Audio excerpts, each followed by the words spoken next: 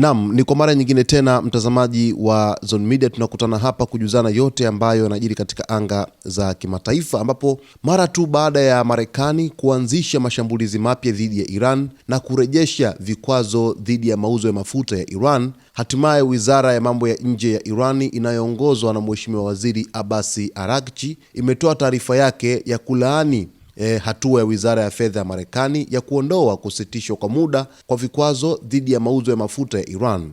Irani imesema hatua hiyo ni ukiukwaji mkubwa wa kifungu cha 10 cha hati ya makubaliano ya kumaliza vita iliyotiwa saini tarehe 18 Juni 2026, na imeitaka serikali ya Marekani kuwajibika kwa matokeo yatakayotokana na kuvunja ahadi hiyo. Iran imesema kuwa chini ya siku 20 tangu kusainiwa kwa hati ya makubaliano ya Islamabad, tangazo la kufutwa kwa kibali cha jumla kilichotolewa tarehe 21 Juni ni ishara nyingine ya nia mbaya, kutokuwa na uthabiti na kutoaminika kwa serikali ya Marekani. Irani imeongeza kuwa katika kipindi cha siku 20 zilizopita, Marekani imekuwa ikikiuka mara kwa mara vifungu mbalimbali vya makubaliano hayo, moja kwa moja au kupitia vitendo vya utawala wa Kizayuni dhidi ya Lebanon. Taarifa hiyo imeeleza kuwa tangu makubaliano hayo yaliposainiwa Juni 18, Jamhuri ya Kiislamu ya Iran imejitahidi kwa nia njema na kutumia uwezo wake wote kutekeleza wajibu wake kwa mujibu wa makubaliano hayo. Hata hivyo, imedai kuwa serikali ya Marekani imekuwa ikikiuka wajibu wake wakati huo huo na kujaribu kuhalalisha vitendo hivyo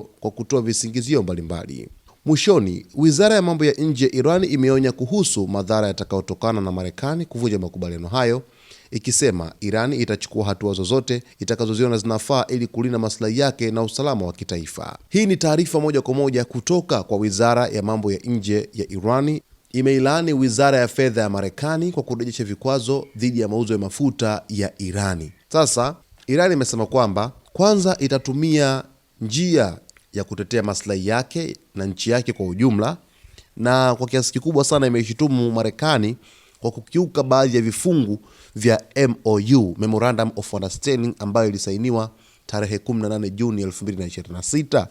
Na baada ya kutiwa saini kwa MOU, ikaonekana Marekani kwamba inavunja baadhi ya vipengele na haitekelezi. Na Iran imesema kwamba kwa jinsi ambavyo Marekani imefanya, itafanya vile ambavyo inaona ni sawa kwa kulinda maslahi yake, lakini Marekani italaumiwa kwa chochote ambacho kitakachojitokeza kutokana na maamuzi ambayo yatachukuliwa dhidi ya Jamhuri ya Kiislamu ya Iran. Wizara ya Mambo ya Nje ya Iran ina mamlaka na ina wajibu wa kutekeleza majukumu yake yanayohusu Iran na mahusiano ya nchi nyingine kimataifa zaidi. Usiache kusubscribe, kulike, kucomment pamoja na kushare.